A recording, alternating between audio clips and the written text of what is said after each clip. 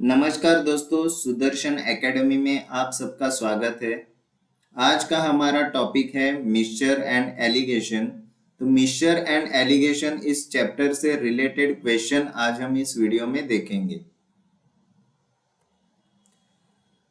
हमारा first question है, a person has two solutions of sugar with 30% and 50% concentration respectively.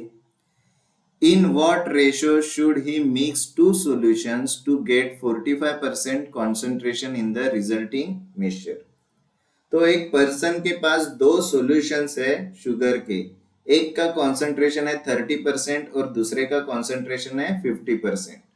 तो ये दोनों शुगर के सॉल्यूशंस हमें कितने रेशो में मिक्स करने पड़ेंगे ताकि जो सॉल्यूशन बनेगा उसका कॉन्सेंट्रेशन हमें 45% का मिले। तो ये जो कॉन्सेंट्रेशन है 30%, ये हमारा चीपर कॉन्सेंट्रेशन है, ये 50% हमारा डियरर कॉन्सेंट्रेशन है और 45% हमारा मीन कॉन्सेंट्रेशन। तो चीपर कितना है 30, डियरर है 50 और मीन है 45। तो हमें रेशो पूछा गया है, तो cheaper quantity to dearer quantity का रेशो का फॉर्मूला है D minus M upon M minus C. तो cheaper quantity upon dearer quantity is equal to D का वैल्यू कितना है 50 माइनस 45 डिवाइड बाय 45 माइनस 30। तो यहाँ पे cheaper quantity to dearer quantity क्या आएगी, 50 minus 45 is 5 divide by 45 minus 30 is 15। तो 5 1 जार 5 3 जार। तो cheaper quantity to dearer quantity का रेशो हमें मिला 1/3 और इसी को हम 1:3 भी लिख सकते। तो इसी रेशो में हमें ये दोनों सॉल्यूशन मिक्स करने पड़ेंगे ताकि जो हमें नया सॉल्यूशन मिलेगा, मिक्सचर मिलेगा, उसका कंसंट्रेशन कितना होगा 45% होगा। नेक्स्ट क्वेश्चन है, two vessels A and B contain milk and water in the ratio 7:5 and 17:7 respectively. In what ratio mixture from two vessels should be mixed to get a new mixture containing milk and water in the ratio 5:3? तो vessel A में milk और water का mixture है और उसका ratio है 7:5, यानी milk है 7 लीटर तो वाटर रहेगा 5 लीटर। इन दोनों का मिक्सचर वेसल ए में है और वेसल बी में मिल्क और वाटर का मिक्सचर है तो उसका रेशियो है 17:7, यानी मिल्क 17 है और वाटर 7 लीटर है। तो ये दोनों जो मिक्सचर है, ये दोनों मिक्सचर अगर हम वापस मिक्स करेंगे तो वेसल सी में हमें वाटर और मिल्क का रेशो क्या मिल रहा है, सॉरी मिल्क और वाटर का रेशो मिल रहा है 5:3। तो कितने रेशो में हमें ये मिक्स करना पड़ेगा ए और बी का मिक्सचर, ये हमें पूछा है। तो वेसल ए में मिल्क और वाटर का रेशो हमें दिया है 7:5, यानी 7 लीटर मिल्क है तो 5 लीटर वाटर है। वेसल बी में मिल्क और वाटर का रेशो दिया है 17:7, तो मिल्क 17 लीटर है तो वाटर 7 लीटर है। और ये दोनों को अगर हम मिक्स करेंगे वेसल सी में तो उस वेसल सी में मिल्क और वाटर का रेशो हमें मिल रहा है 5:3, यानी 5 लीटर मिल्क है और 3 लीटर वाटर है। तो हमें ये दोनों वेसल का जो सॉल्यूशन है ए और बी का, ये कितने रेशो में हमने मिक्स किया तभी मिल्क और वाटर का वेसल सी में ये रेशो हमें मिला, ये हमें पूछा है। तो इस तरह के प्रॉब्लम सॉल्व करने के लिए हमें क्या करना पड़ता है, कोई भी एक इंग्रेडिएंट को टोटल के हिसाब से कंसिडर करना पड़ता है। तो अगर हम मिल्क को यहाँ पे कंसिडर करेंगे तो यहाँ पे वेसल ए में मिल्क कितना है, तो कितना है 7 है, लेकिन सिर्फ मिल्क कितना है 7 है, तो आउट ऑफ कितना है, तो 7 + 5 यानी टोटल 12 लीटर में से मिल्क कितना है 7 है, ये हम लिख सकते हैं। तो वेसल बी में मिल्क कितना है, तो 17 है, लेकिन ये मिल्क 17 आउट ऑफ कितना है, टोटल 17 + 7 यानी टोटल 24 लीटर में से 17 क्या है, मिल्क है। और सेम वेसल सी में मिल्क कितना है, तो 5 लीटर है, लेकिन आउट ऑफ किसके, तो 5 लीटर मिल्क और 3 लीटर वाटर, इस टोटल 8 लीटर में से वेसल सी में मिल्क कितना है, 5 लीटर है। तो हमने क्या किया, कोई भी एक इंग्रेडिएंट को कंसीडर किया आउट ऑफ टोटल। तो अभी हम क्या करेंगे, ये तीनों वेसल के लिए जो डिनोमिनेटर है वो कॉमन करेंगे। तो यहाँ पे 24 है, तो अगर यहाँ पे मुझे 24 लाना है, 12 का 24 करना है, तो मुझे क्या करना पड़ेगा, इसको 2 से मल्टीप्लाई करना पड़ेगा। वैसे ही अगर 8 का मुझे 24 बनाना है, तो मुझे इसको 3 से मल्टीप्लाई करना पड़ेगा। तो क्या करना पड़ेगा, 7 × 2 / 12 × 2। अभी अगर हम डिनोमिनेटर में मल्टीप्लाई 2 कर रहे हैं, तो न्यूमरेटर में भी मल्टीप्लाई बाय 2 करना पड़ेगा। तो कितना आएगा, 14/24 आया। वेसल बी का तो ऑलरेडी 24 है, तो वो वैसा ही रहेगा। और वेसल सी में क्या है, हमें 24 बनाना है, तो 5 × 3 / 8 × 3, तो यहाँ पे आया 15/24। तो अभी यहाँ पे डिनोमिनेटर में, तीनों के भी डिनोमिनेटर में सेम आया, 24 24 24, यानी तीनों का डिनोमिनेटर क्या हो जाएगा, सेम आ गया। तो हम अभी डिनोमिनेटर को इग्नोर करेंगे। तो ये जो 14 है, ये हमारा चीपर वैल्यू बन गया 14। ये जो 17 है, ये हमारा डियरर क्वांटिटी बन गया 17। और ये 15 है, ये हमारा मीन क्वांटिटी बन गया 15।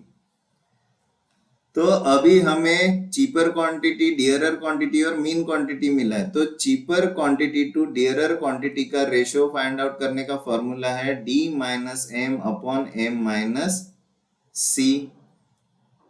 तो cheaper quantity to dearer quantity is equal to 17 - 15 / 15 - 14। तो cheaper quantity to dearer quantity का रेशियो कितना आएगा, 17 - 15 आया 2 / 15 - 14 आया 1। तो इसी को हम 2:1 लिख सकते हैं। तो वेसल ए और वेसल बी के जो दोनों मिक्सचर है वाटर और मिल्क के, ये दोनों 2:1 के रेशियो में अगर हम मिक्स करेंगे, तो वेसल सी में मिल्क और वाटर का रेशियो हमें 5:3 मिलेगा। नेक्स्ट क्वेश्चन है, in what ratio should sugar costing ₹45 per kg be mixed with sugar costing 52 per kg so that by selling mixture at 55.20 per kg there is a profit of 15%। तो अगर हमारे पास दो type के sugar है, एक की कीमत है 45 और दूसरे की कीमत है 52, तो ये दोनों शुगर को हमें कितने रेशो में मिक्स करना है, ये रेशो हमें फाइंड आउट करना है। अगर वो मिक्सचर को हम 55.20 रुपीज पर केजी के हिसाब से बेच रहे हैं, तो हमें 15% का प्रॉफिट हो रहा है। तो हमारा चीपर प्राइस आएगा 45, डियरर प्राइस आएगा 52, और यहाँ पे हमें सेलिंग प्राइस दिया है 55.20 और परसेंटेज प्रॉफिट दिया है 15%। तो हमें यहाँ पे रेशो फाइंड आउट करना है, cheaper quantity to dearer quantity का रेशो हमें फाइंड आउट करना है। तो उसके पहले हमें क्या फाइंड आउट करना पड़ेगा, कॉस्ट प्राइस फाइंड आउट करना पड़ेगा। तो कॉस्ट प्राइस का फॉर्मूला है cost price is equal to selling price upon percentage profit with respect to 100। तो यहाँ पे cost price is equal to selling price है 55.20 डिवाइड बाय परसेंटेज प्रॉफिट है 100 प्लस 15 डिवाइड बाय 100। तो cost price is equal to 55.20 divide by 115 by 100। तो cost price is equal to 55.20 into 100 divide by 115। ये जो 100 denominator में ये ऊपर जाके मल्टीप्लाई हो जाएगा। तो यहाँ पे डेसिमल पॉइंट के बाद 2 डिजिट है, तो उसको अगर हम 100 से मल्टीप्लाई करेंगे तो क्या हो जाएगा, डेसिमल पॉइंट चला जाएगा। तो 5520 डिवाइड बाय 115। तो यहाँ पे यूनिट प्लेस में 0 है और यहाँ पे यूनिट प्लेस में 5 है, तो इन दोनों को हम 5 से डिवाइड कर सकते हैं। तो 5 1 जार 5 1 जार 0 और 4 आया और 5 2 जार 3 जार। तो 23 से अगर हम 1104 को डिवाइड करेंगे तो कितना आएगा, 48 आएगा। तो यहाँ पे हमें कॉस्ट प्राइस कितना मिला, 48। तो हमें मालूम है कि कॉस्ट प्राइस ही हमारा मीन प्राइस रहता है, तो मीन प्राइस भी हमें मिला 48। तो हम cheaper quantity to dearer quantity का वैल्यू फाइंड आउट कर सकते हैं, जिसका फॉर्मूला है d minus M upon M minus C. तो d का वैल्यू है 52, m का वैल्यू है 48 डिवाइड बाय 48 माइनस c का वैल्यू है 45। तो cheaper quantity to dearer quantity का वैल्यू आया 52 minus 48 is 4 divide by 48 minus 45 is 3, यानी 4:3। तो ये जो दो टाइप का शुगर है हमारे पास, ये दोनों शुगर हम 4:3 के रेशो में अगर मिक्स करेंगे तो उनका मीन प्राइस आएगा 48। लेकिन अगर हम उसी को 55.20 रुपीज पर केजी के हिसाब से बेचेंगे तो हमें प्रॉफिट मिलेगा 15%। तो हमें इस रेशो में ये मिक्स करना पड़ेगा। नेक्स्ट क्वेश्चन है, a trader bought a bag of 40 kg of basmati rice at ₹125 per kg and another bag of 60 kg at ₹150 per kg. He sold the entire stock at a profit of 20%. Find the selling price per kg. तो एक trader ने 125 पर KG के हिसाब से 40 KG का basmati rice लाया और 150 पर केजी के हिसाब से 60 केजी का बासमती राइस लाया और दोनों को उसने क्या किया, मिक्स किया, और बाद में जब सेल किया तो उसको 20% का प्रॉफिट हुआ। तो उसने कितने प्राइस में वो mixture of basmati rice sell किया, ये सेलिंग प्राइस हमें फाइंड आउट करना है। तो ये हो गया हमारा चीपर प्राइस और ये हो गया चीपर क्वांटिटी। ये 60 हो गया डियरर क्वांटिटी और 150 हो गया डियरर प्राइस, और परसेंटेज प्रॉफिट है 20%। तो चीपर प्राइस है 125 और डियरर प्राइस है 150। चीपर क्वांटिटी है 40 kg और डियरर क्वांटिटी है 60 kg, और परसेंटेज प्रॉफिट हमें हुआ है 20% का। तो हमें सेलिंग प्राइस यहां से फाइंड आउट करना है। तो सबसे पहले हम क्या करेंगे, मीन प्राइस फाइंड आउट करेंगे। तो फॉर्मूला क्या आएगा, cheaper quantity upon dearer quantity is equal to D minus M upon M minus C. तो चीपर क्वांटिटी कितना है, 40 है और डियरर क्वांटिटी 60 है। तो डी कितना आएगा, 150 minus M upon M minus 125। तो इन दोनों को हम 20 से डिवाइड करेंगे तो क्या आएगा, 20 2 जार 40 और 23 जार 60। तो 2/3 is equal to 150 minus m upon m minus 125। तो हम अभी क्रॉस मल्टीप्लाई करेंगे तो क्या आएगा, 2m minus 125 is equal to 150 minus m। तो क्या आया, 2m minus 250 is equal to 450 minus 3m। तो m को एक साइड लाएंगे और नंबर को एक साइड, तो क्या आएगा, 2m plus 3m is equal to 450 plus 250 आया। तो 2m plus 3m is 5m is equal to 700। तो यहाँ पे m का वैल्यू क्या आएगा, 700 डिवाइड बाय 5 आएगा। तो 5 से अगर हम 700 को डिवाइड करेंगे तो कितना आएगा, 140 आएगा। तो m अगर हमारा 140 आया तो हमें मालूम है कि m यानी मीन प्राइस ही हमारा कॉस्ट प्राइस रहता है। तो हमें कॉस्ट प्राइस कितना मिला, 140 मिला। तो हमारा फॉर्मूला क्या है, cost price is equal to selling price upon percentage profit with respect to 100। तो कॉस्ट प्राइस है 140 is equal to selling price upon profit कितना है, 100 प्लस 20/100।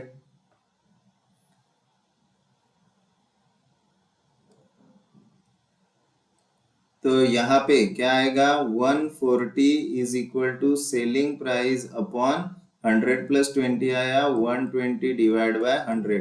तो 120/100 ये जो डिनोमिनेटर में है ये यहाँ पे क्या हो जाएगा, मल्टीप्लाई हो जाएगा। तो selling price is equal to 140 into 120/100 आ जाएगा। तो 0 गया 0 गया 0 0।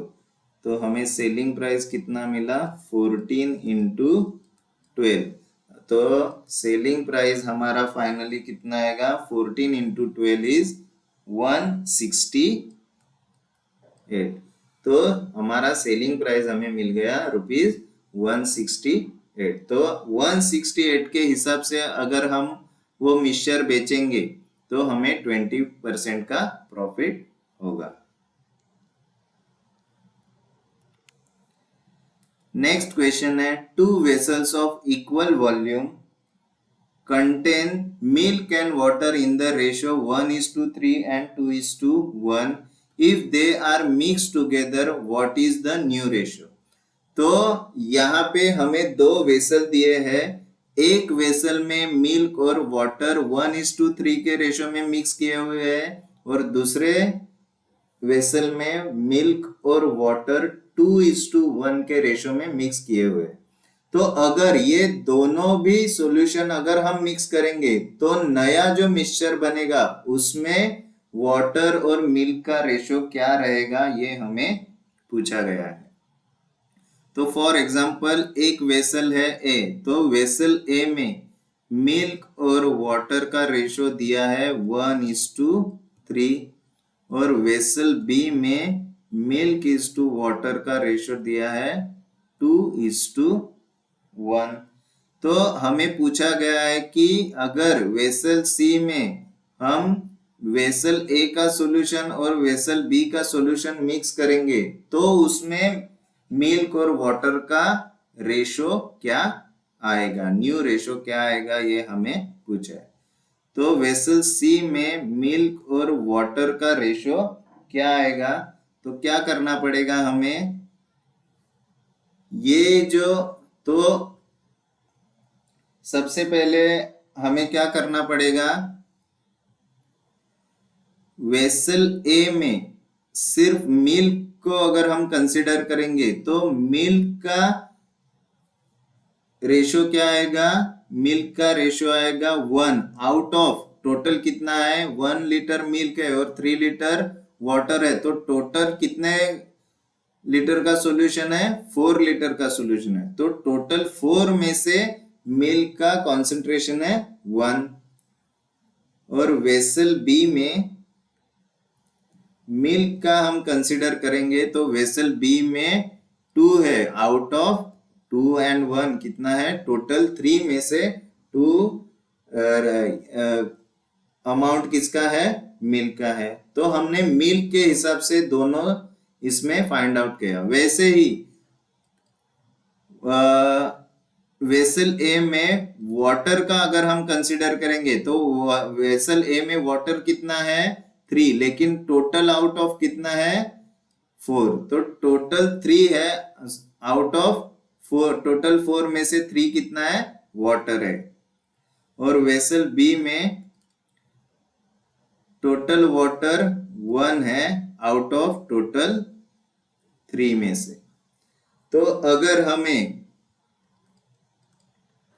सी में मिल्क और वाटर का रेशो चाहिए तो हमें इनका क्या करना पड़ेगा, एडिशन करना पड़ेगा कि वेसल ए में मिल्क कितना है प्लस वेसल बी में मिल्क कितना है, और वेसल ए में वाटर कितना है और वेसल बी में वाटर कितना है, ये हम ऐड करेंगे तो हमें वेसल सी का रेशो मिल जाएगा।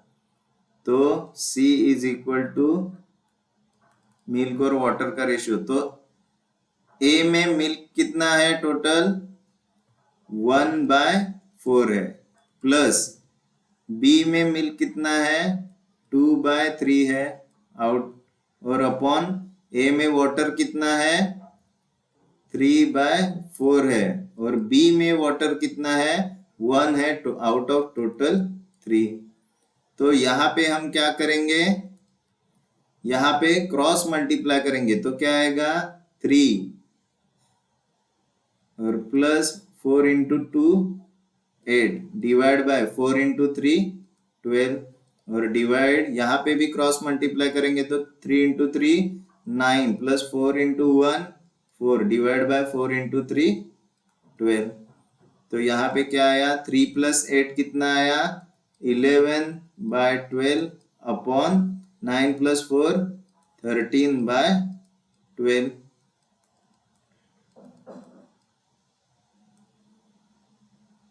तो यहाँ पे डिनोमिनेटर में 12 12 कैंसिल हो जाएगा।